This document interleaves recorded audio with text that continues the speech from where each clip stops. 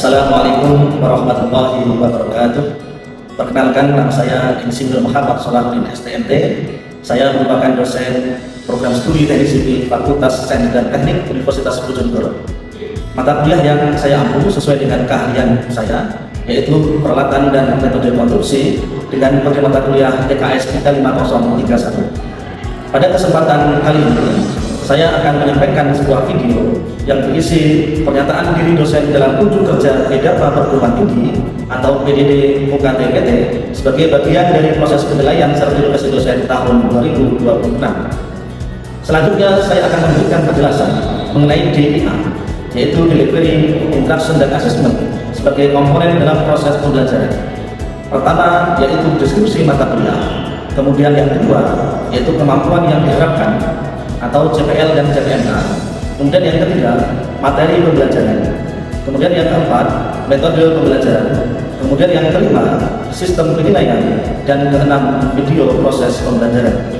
Adapun deskripsi mata kuliah peralatan dan metode konstruksi membekali mahasiswa dengan pemahaman mengenai prinsip, jenis, kapasitas, pemilihan dan penerapan peralatan konstruksi serta metode pelaksanaan pekerjaan konstruksi untuk bangunan fondasi, basement, jalan, dan struktur lainnya.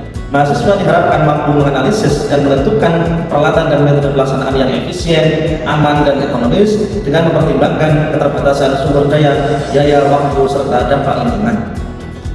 Adapun CPL Prodi yang dibebankan pada mata kuliah ini yaitu terdapat 4 CPL: CPL 1, CPL 5, CPL 7, dan CPL 9. CPL 1 mengidentifikasi masalah dalam pemilihan metode dan peralatan konstruksi, menganalisis kapasitas alat produktivitas, serta kebutuhan tenaga kerja dan material untuk menghasilkan solusi yang optimal terhadap keterbatasan biaya, waktu, dan mutu proyek.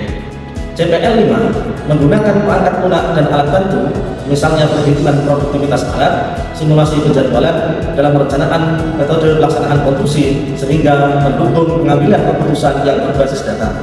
CPL 7 merencanakan dan mengevaluasi metode pelaksanaan serta penggunaan peralatan konstruksi dengan memperhitungkan aspek manajemen proyek, termasuk estimasi biaya sewa alat, efisiensi penggunaan sumber daya, serta integrasi jadwal kerja agar tercapai sasaran proyek secara tepat waktu dan biaya. CPL 9 memahami implikasi etika, keselamatan kerja, dampak lingkungan, serta prinsip keberlanjutan pada setiap keputusan terkait metode dan peralatan konstruksi sehingga solusi yang dipilih tidak hanya efisien tetapi juga bertanggung jawab terhadap masyarakat dan lingkungan. Capaian pembelajaran pada mata kuliah ini terdapat 4 CPLK, yaitu M1, M2, M3, dan M4. M1 diharapkan mahasiswa mampu memahami, mengidentifikasi, menganalisis terkait pemilihan peralatan konstruksi dan pemilihan metode pelaksanaan sesuai keterbatasan biaya, waktu, mutu, dan sumber daya. Ini dimasukkan dalam CPL 1. Adapun yang M2 yaitu diharapkan mahasiswa mampu memanfaatkan perangkat lunak atau alat bantu, misalnya perhitungan produktivitas alat dan penjadwalan untuk mendukung perencanaan metode konstruksi. Ini dimasukkan dalam CPL 5. Adapun yang M3 diharapkan mahasiswa mampu menyusun rencana pelaksanaan pekerjaan konstruksi yang mencakup jadwal kerja, lokasi peralatan, dan estimasi biaya peralatan sehingga mendukung tercapainya target proyek secara tepat biaya dan tepat waktu. Ini dimasukkan dalam CPL 7. Kemudian yang terakhir yaitu M4 diharapkan mahasiswa mampu mengintegrasikan aspek etika, keselamatan kerja, keberlanjutan, dan dampak lingkungan dalam pemilihan peralatan dan metode konstruksi. Untuk materi pembelajaran pada mata kuliah peralatan dan metode konstruksi, kegiatan perkuliahan dilaksanakan dalam 16 kali pertemuan, termasuk 1 ujian tengah semester atau UTS dan 1 ujian akhir semester atau UAS sebagai bagian dari evaluasi pembelajaran. Dari 14 kali pertemuan materi tersebut, yang pertama yaitu pendahuluan, kemudian penjelasan kontrak kuliah dan tata tertib perkuliahan, dilanjutkan dengan materi konsep dasar dan ruang lingkup peralatan dan metode konstruksi. Kemudian materi yang untuk pertemuan kedua tentang produktivitas jangkauan pada proyek konstruksi. Kemudian materi yang pertemuan ketiga yaitu produktivitas ekskavator pada proyek konstruksi. Adapun materi pada pertemuan keempat yaitu produktivitas bulldozer dan wheel loader pada proyek konstruksi. Adapun materi pertemuan kelima yaitu metode pelaksanaan fondasi batu tali dan metode pelaksanaan fondasi terapak. Adapun materi pertemuan ke-6 yaitu metode pelaksanaan fondasi dilengkapi dengan jongso dan metode pelaksanaan fondasi semburan. Adapun pertemuan ke-7 yaitu materi tentang metode pelaksanaan fondasi tiang panjang. Untuk pertemuan ke-8 yaitu dilakukan ujian tengah semester. Kemudian untuk materi pertemuan ke-9 yaitu metode pelaksanaan fondasi roll. Kemudian untuk materi pertemuan ke-10 yaitu metode pelaksanaan pekerjaan basement. Adapun untuk materi pertemuan ke-11 yaitu metode pelaksanaan bangunan gedung bertingkat. Adapun materi pertemuan ke-12 yaitu metode pelaksanaan bangunan jalan. Adapun materi pertemuan ke-13 yaitu metode pelaksanaan pekerjaan bangunan jembatan. Adapun materi pertemuan ke-14 yaitu metode pelaksanaan rancang dan pedestrian. Sedangkan pertemuan terakhir yaitu ke-15 sebelum UAS yaitu konsep keberlanjutan ke dalam metode kerja terhadap lingkungan. Kemudian dilanjutkan pertemuan ke-16 yaitu ujian akhir semester. Sedangkan untuk metode pembelajaran, proses pembelajaran dilaksanakan dengan metode ceramah, tanya jawab, dan diskusi. Di samping itu, pada beberapa pertemuan diberikan kuis dan penugasan untuk memperkuat pemahaman dan capaian pembelajaran mahasiswa. Sistem penilaian pada mata kuliah ini, yaitu penilaian berdasarkan kepada ujian tertulis, lisan, maupun evaluasi terhadap proses pembelajaran dengan komponen sebagai berikut. Yaitu pertama, observasi aktivitas mahasiswa dengan persentase 25%. Kemudian komponen yang kedua yaitu laporan konseptual dan hasil karya dengan persentase 25%. Dua komponen ini digabung menjadi 50%. Kemudian 50% selanjutnya yaitu dibagi menjadi 4 komponen. Komponen pertama yaitu tugas dengan persentase 20%, kemudian ada kuis dengan persentase 15% dan juga UTS dengan persentase 25% dan terakhir UAS yaitu persentase 40%. Sehingga total menjadi 100%. Kemudian selanjutnya yaitu video pembelajaran. Berikut saya sampaikan rekaman video pembelajaran di dalam kelas.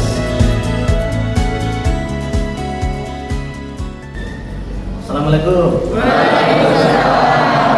Baik, sebelum kita mulai perkuliahan, saya akan absensi dulu ya. Ada yang masuk tadi ini? Semua ya. Oke, teman-teman semuanya, pada perkuliahan kita hari ini kita akan membahas mengenai metode pelaksanaan gedung bertingkat ya. Tapi sebelum itu kita akan mengurai dulu ya. Kira-kira materi minggu kemarin tentang apa ya? Untuk materi minggu kemarin itu Pak tentang metode pelaksanaan pekerjaan basement. Ya betul. Kemarin kita sempat belajar ya mengenai metodenya ya. Ada berapa metode? Ada bottom up sama top down. Bottom up-nya bagaimana? Bottom up dari pekerjaan dari struktur bawah ke atas. Kalau yang top down itu pekerjaan dari bawah dan juga basementnya itu dikerjakan secara bersamaan. Betul ya. Jadi kalau bottom up itu ya dia dikerjakannya dari bawah ke atas ya. Jadi penggalian dulu kemudian naik ke atas. Baru untuk yang top down pun dia dikerjakan secara bersamaan. Struktur atas dengan struktur basement. Nah selain itu di dalam pekerjaan basement ya, seperti kita sempat belajar ya, tentu ada yang namanya dewatering. Mungkin ada yang tahu kenapa Pak ada dewatering? Menurunkan muka air tanah dan juga mencegah longsoran pada dinding air.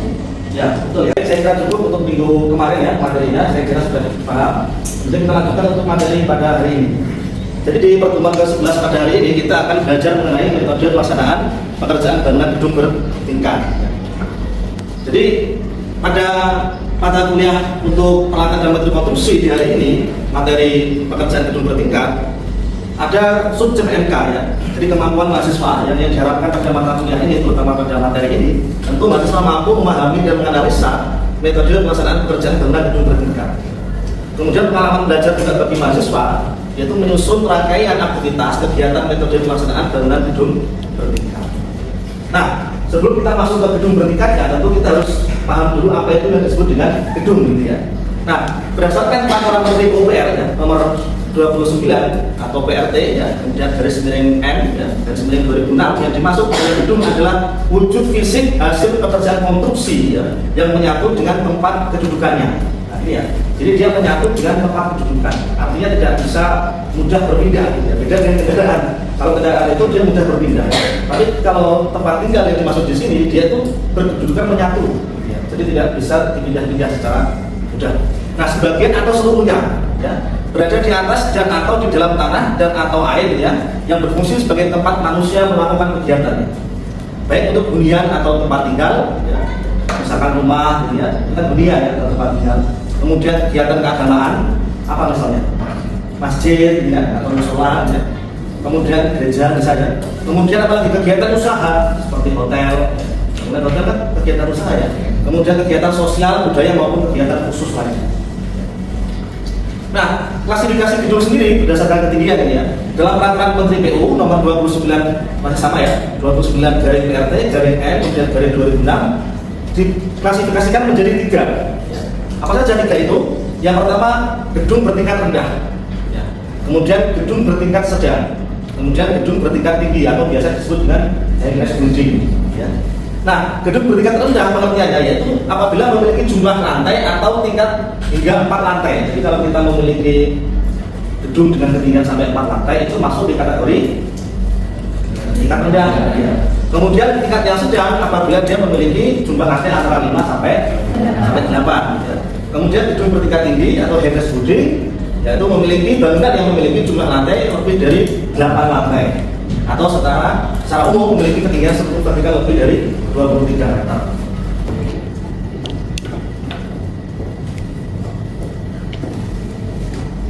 Nah ini ya, jadi kalau kita gambarkan ini lantai 1 ya, lantai 2, lantai 3, lantai 4.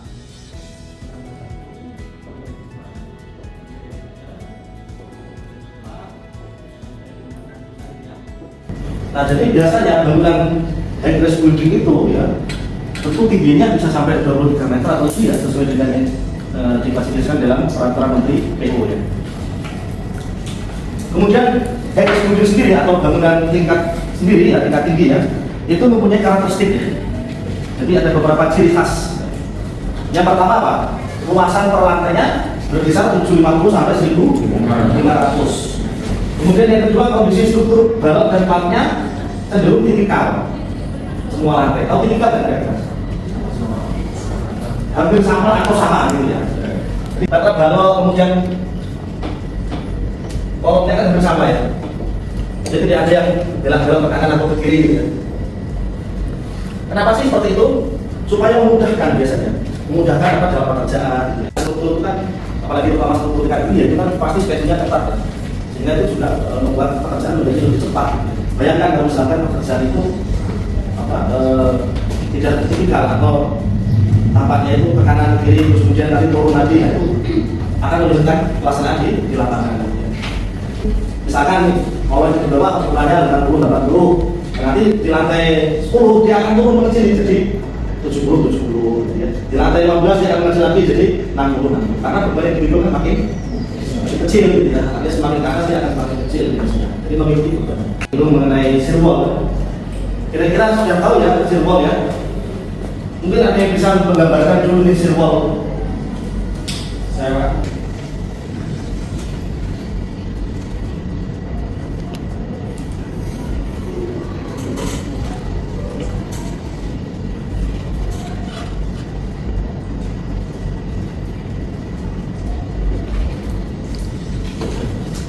Ya, di bagian ada elevator lift ya, sehingga dia butuh pengaku, ya, makanya dibaca di tempat situ ya. Nah selain daripada lift, ada juga di mana? Biasanya di tangga ya, atau di tempat-tempat saf juga itu juga kadang biasanya ada situ.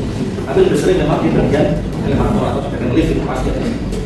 Nah kemudian nomor 5, kualitas bagi listrik umumnya atau biasanya ya secara umum kecuali selain swaspada daerah bagian ini, ciri khas daripada high-rise sendiri ya di bawah itu biasanya ada tempat parkir. Kemarin kita sempat belajar bagaimana metode pelaksanaan basement. Nah sekarang kita tahu fungsinya ya. Fungsinya selain daripada instalasi-instalasi yang lain juga kemudian menggunakan tempat parkir. Nah tempat parkir ini biasanya apa? Plafonnya semi expose, jadi ada yang terlihat. Makanya biasanya material finishing, material strukturnya itu berbeda untuk casingnya. Dia lebih bagus, dia lebih tebal juga. Sehingga waktu sekali ngecor itu sudah dibuka, dia sudah kelihatan rapi, dia tidak banyak perbaikan lagi untuk digunakan sebagai parkir. Kenapa digunakan lantai tipikal tadi? Karena bayangkan kalau seandainya daerah itu lantainya yang tadi saya bilang itu belak-belak sehingga nanti saya tidak akan bisa cepat. Nah karena kita butuh apa? Butuh pekerjaan struktur, butuh pekerjaan apalagi finishing atau arsitektur, kemudian dari pekerjaan MIP, belum nanti untuk landscape-nya dan lain-lain. Makanya saya sudah ketat sekali karena banyak pekerjaan. Nah kalau ini telat, otomatis yang belakang juga akan telat. Kemudian yang ketujuh, volume pekerjaannya besar, terutama pada bagian fondasi juga ya. Fondasi itu selain daripada fondasi yang ditanam ya, entah itu pancang maupun bekal, dia juga menggunakan foundation biasanya ya. Itu juga volume betonnya besar sekali, termasuk juga volume bersihnya juga besar ya. Termasuk nanti volume perlantainya juga besar, makanya pekerjaannya juga harus tepat waktu, ya, tepat waktu, tepat mutu juga gitu.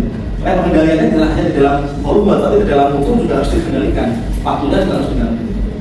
Nah yang kedelapan, kompleksitas pekerjaannya tinggi karena item pekerjaannya banyak. Yang tadi saya bilang, karena pekerjaannya itu banyak, ada pekerjaan struktur, arsitektur, mekanikal, elektrikal, plumbing, ya, kemudian HVAC, kemudian ada belum lagi masuk interior, makanya jumlah pekerjaannya banyak sekali, sehingga jadi kompleks. Kalau ini tidak diatur, ya, tidak diatur sedemikian rupa, nanti pasti akan terjadi keterlambatan. Karena efek domino, satu terlambat, nanti akan terlambat yang lain. Kemudian yang sembilan, biaya cenderung ketat. Yang biasanya kalau biayanya besar, biayanya besar. Makanya untuk pengendalian, pengendalian waktu, pengendalian mutu maupun pengendalian biaya. Kemudian yang 10, tuntutan terhadap aspek safety-nya tinggi. Nah ini, hacker sendiri atau gedung ketika tinggi tentu resikonya besar. Mulai dari orang jatuh ya, dari atas ke bawah, kemudian apa lagi? Orang tertimpa material dari atas, orang terprosok dalam lubang. Itu juga bagian daripada resiko pekerjaan gedung ketika. Makanya sebenarnya resiko itu pertama personil, yang jelas personilnya harus ada kan, termasuk mulai dari sound ya, personal manajernya ya, kemudian ada setnya, set engineering manajernya, termasuk pelaksana, ya, supervisor, quality controlnya, logistiknya dan lain-lain, termasuk biaya administrasinya. Biaya administrasi termasuk membayar tadi ya, gaji karyawan, kemudian gaji listrik dan lain-lain, masuk di biaya administrasi. Kemudian yang kedua kantor proyek dan gudang, jelas ya. Jadi sebelum kita mulai bekerja di lapangan itu, biasanya kita itu menyiapkan kantor dulu, ya. Kantor dan gudang. Ya. Tujuannya apa ya? Supaya nanti kalau personal tadi itu atau sebagai manusia yang tadi itu sudah ada di lapangan, jadi kalau menempati kantornya, disebut semua pekerjaan dilakukan mulai dari pembuatan administrasi, membuatkan software gitu, ya. Sampai nanti ke approval gambar. Ya. Kemudian gudang juga seperti itu, kalau nanti peralatan datang segala macam dan material datang itu bisa disimpan dalam gudang. Nah, yang ketiga itu peralatan utama atau dan bantu. Nah, kira-kira apa nih kalau dalam proyek Hackers Building atau gedung bertingkat tinggi, apa peralatan utamanya yang kalian mesti lihat? Peralatan utama tower crane. Nah, jelas ya, itu angkat-angkut kan gitu ya. Jadi untuk mempercepat pekerjaan itu biasanya dia menggunakan tower crane. Kemudian ada lagi juga untuk passenger hoist ya. Kalau ada pekerjaannya sudah sampai lantai atas, ya, untuk memudahkan dan mempercepat ya, perjalanan mobilisasi, maka menggunakan passenger hoist. Terus ada lagi ya, pada waktu galian menggunakan apa? Eksa, ya. Ekskavator, maka itu juga salah satu penting ya. Makanya kita biasanya membuat schedule juga, kapan peralatan akan datang, ya. Kemudian kapan material akan datang, ya. Sesuai dengan apa pekerjaan yang akan dikerjakan, sehingga tidak sampai terlambat. Nah, termasuk material bantu lain ya, misalkan berbending, bercutter, ya. Kemudian yang lain-lain ya, yang seringkali kita gunakan dalam proyek. Kemudian ada lagi pengadaan suhu air bersih, nah tadi ya. Jadi di materi tadi selain daripada untuk menurunkan air tanah, biasanya kita juga gunakan untuk ini pengadaan air bersih, ya. Karena kita juga perlu kan untuk misalkan cuci-cuci gitu ya. Maka penting sekali juga untuk digunakan dalam pengadaan sumber air bersih ini. Nanti kalau lembur juga kita gunakan ya. Biasanya kalau Hackers Building atau gedung bertingkat tinggi itu juga selain schedule-nya ketat itu banyak sekali lembur. Jadi pekerjaan itu kadang harus diselesaikan pada malam hari. Supaya apa? Supaya besok paginya itu sudah ada lahan baru untuk dikerjakan. Kalau seandainya lahan yang hari ini atau yang kemarin belum selesai, otomatis besok orang akan bingung gitu ya, dia mau kerja apa karena lahannya belum terbuka, masih belum selesai.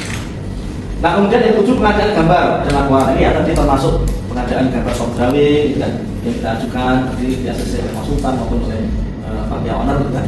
Kemudian ada laporan harian, laporan mingguan, apalagi laporan bulanan, itu semuanya.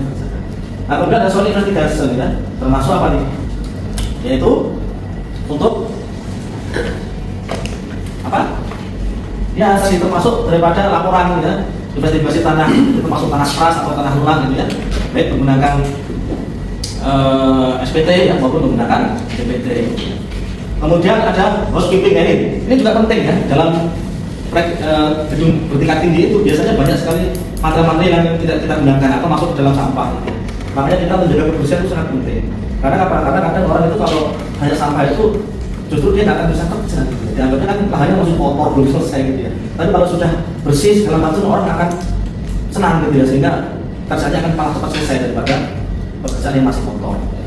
Nah kemudian ada juga alat keselamatan kerja dan P3K ya, termasuk ini juga wajib diadakan ya. Sehingga nantinya bisa digunakan kalau ada kejadian-kejadian yang dugaan. Kemudian asuransi kan juga, dan juga asuransi tenaga kerja. Nah ini merupakan itu pekerjaan struktur ya.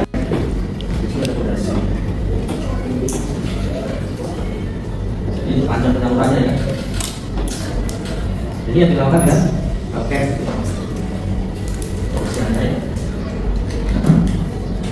Bentuknya saya ya.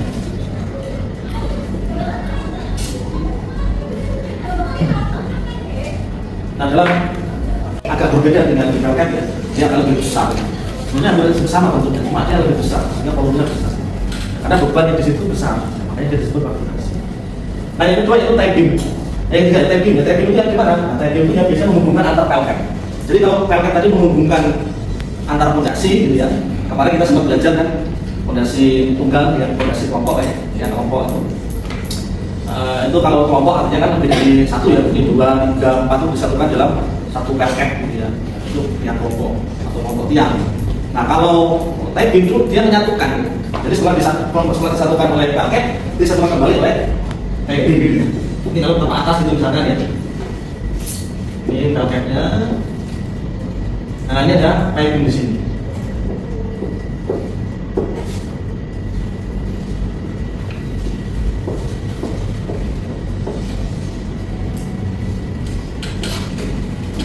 Nah, sehingga dia akan kaku gitu ya. Kemudian yang keempat, setelah pekerjaan typing selesai tentu dilakukan dengan plat materai. Di plat materai ini nantinya sebagai dasar ya, daripada lantai satu, lantai ground, floor. Kemudian ada pekerjaan GWT. GWT itu apa? GWT ground atau tank ya, seperti tempat untuk air bersih ya. Itu supaya atas juga untuk kamar-kamar di. Kemudian ada pekerjaan STP atau sewage treatment plant ya. Jadi buangan-buangan yang kotor semua ini ya, ini dibuang dalam STP. Ya, kemudian setelah itu dimanfaatkan untuk apa? Biasanya dimanfaatkan untuk siram tanah. Ya. Kemudian yang keempat itu gardu PLN. Nah, biasanya kalau bangunan besar itu dia punya gardu sendiri. Dia tidak gardu dengan gardu yang lain. Supaya memang khusus gardu itu melayani bangunan itu. Bisa, ini dia punya gardu PLN. Makanya biasanya di samping-samping itu, di sekitar itu pasti ada gardu PLN. Nanti yang bawah ini ada pembersihan ya. Kemudian ada juga typing ya. Jadi typing menggunakan backend-nya apa ya? Kataku. Nah ini struktur kolom balok dan plat ini kalau dilihat memang lantainya kan tipikal, hampir sama ya. Dari lantai bawah ya, dan sampai atasnya bersama. Mungkin nanti yang di atasnya itu dimensinya yang agak kecil, kayak ini. Karena memang beban yang di atas timbulnya lebih ringan daripada beban yang di bawah. Kemudian dari tadi ya, untuk pengertian daripada GWT tadi itu, dia merupakan tangki atau struktur bangunan bawah tanah yang berfungsi untuk menampung dan menyimpan cadangan air bersih. Jadi kita lihat simpanan sistem penyimpanan ini dirancang khusus di bawah permukaan tanah atau di area bersih. Jadi fungsinya dia menyimpan dan juga menampung cadangan air bersih. Kemudian disalurkan nantinya ke atas.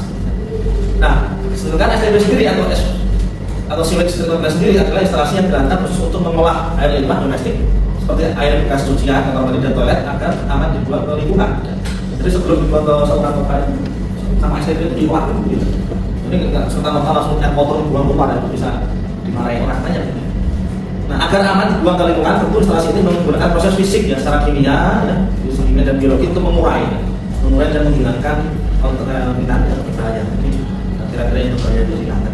Sendiri ya, pada gedung berfungsi sebagai titik penerima utama ya, yang menyalurkan dan menurunkan pasokan tegangan listrik dari jaringan PLN ke tegangan yang siap digunakan. Jadi tentu untuk mengurai standar konstruksi juga harus ada bangunan operasional keamanan keadilan dan memastikan pekerjaan listrik. Nah ini untuk pekerjaan arsitektur ya. Kalau ini bisa dilihat pada arsitektur dinding ya, sebagai plafon. Kemudian fasad ya, fasad itu biasanya ada bingkai dinding. Kalau sekarang kan rata-rata sudah ini ya sudah tinggal pasang ya. Jadi beda dengan zaman dulu masih manual satu-satu.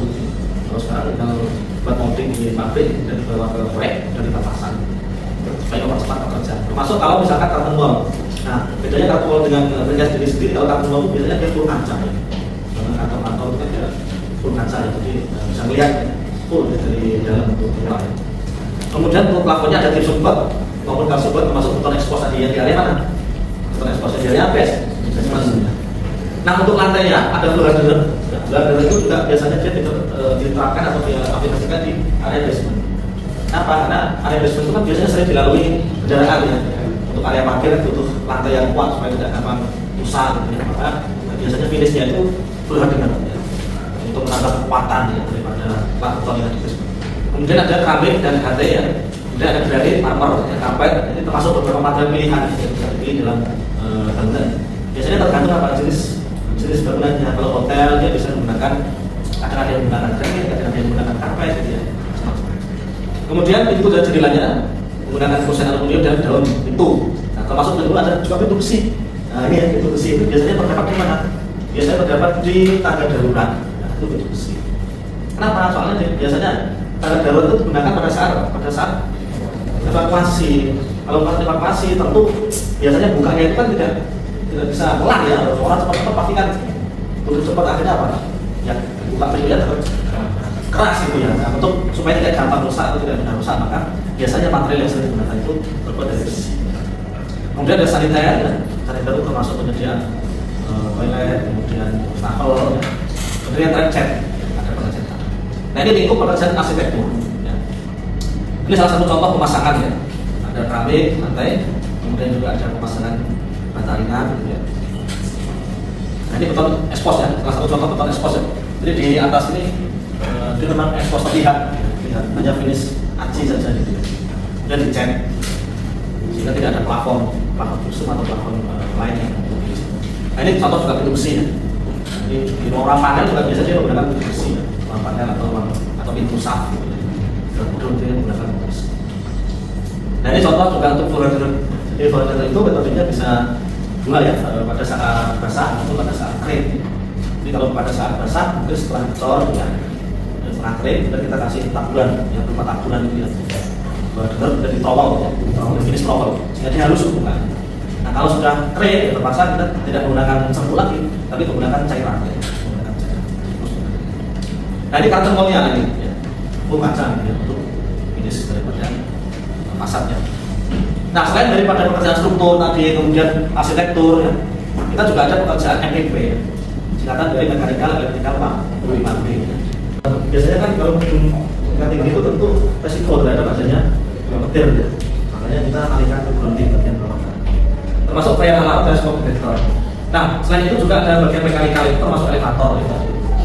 Selain itu mungkin juga ada eskalator ya, ini bagian yang berhubungan dengan mall ya. Biasanya juga ada yang menggunakan eskalator. Kemudian plumbing itu terdiri dari air bersih, kotor, ya, instalasi air buangan, air instalasi pipe ya, kemudian fire hydrant, fire sprinkler, pompa hydrant dan deep well. Nah, ini merupakan beberapa referensi ya yang bisa teman-teman gunakan ya dalam perkuliahan ini. Ya. Jadi ada referensi ya, mulai dari pelaksanaan, ini Pak Harto, ya, Surakarta, sampai kepada ada satu jurnal ya dari saya yang bisa mendownload di arsip, yaitu jurnal Operasi Kolek Sipil 2023. Dan berakhirnya slide ini tentu kita tidak akhiri mata kuliah pada hari ini. Sampai jumpa pada pertemuan ke-12 ke depan. Saya harapkan teman-teman semuanya pada hadir ya. Begitu saya akhiri. Wassalamualaikum warahmatullahi wabarakatuh. Demikian video kegiatan pembelajaran dan pelaksanaan kerja perguruan tinggi ini saya sampaikan sebagai bagian dari pemenuhan penilaian sertifikasi dosen tahun 2026. Seluruh kegiatan yang telah ditampilkan merupakan wujud komitmen saya sebagai dosen dalam menjalankan tugas profesional secara berkelanjutan dan bertanggung jawab. Saya berharap seluruh rangkaian kegiatan ini dapat memberikan gambaran yang jelas mengenai pelaksanaan Tridharma perguruan tinggi yang saya laksanakan. Terima kasih atas kesempatan dan perhatian yang diberikan. Saya akhiri. Wassalamualaikum warahmatullahi wabarakatuh.